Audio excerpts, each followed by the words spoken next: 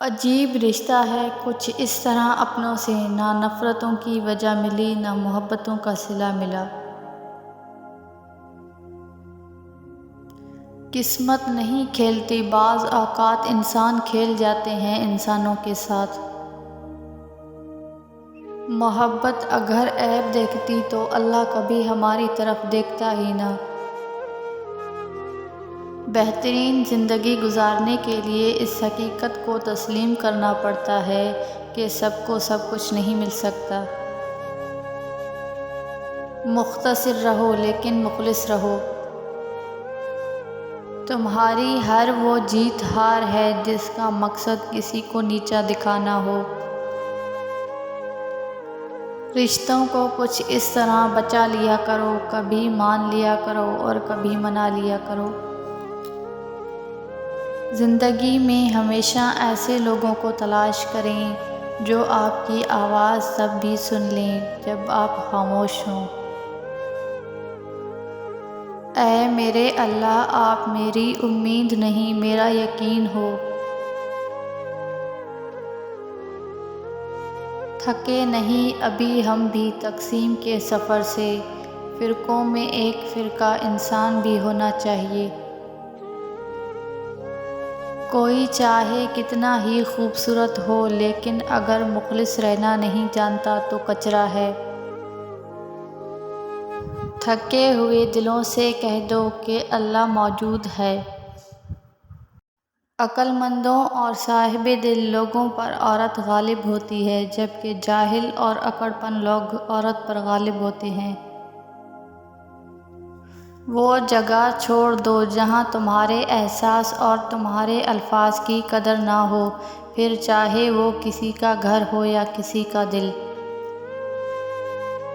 اور اللہ ہی سب سے بہتر رزق دینے والا ہے۔ بے شک اچھے اور سلجھے ہوئے لوگوں کی سنگت میں رہا کریں کیونکہ سنار کا کچرا بھی بادام سے مہنگا ہوتا ہے۔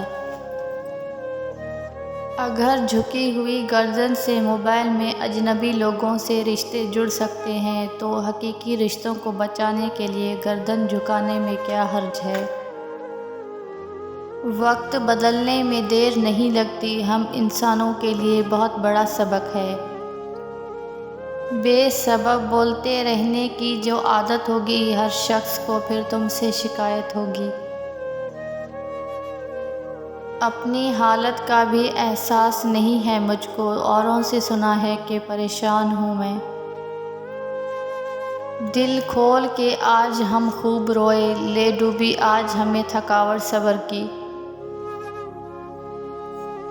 کہانی اب اس کی بہتر ہوئی، کردار میرا سولی پر چڑھا کر۔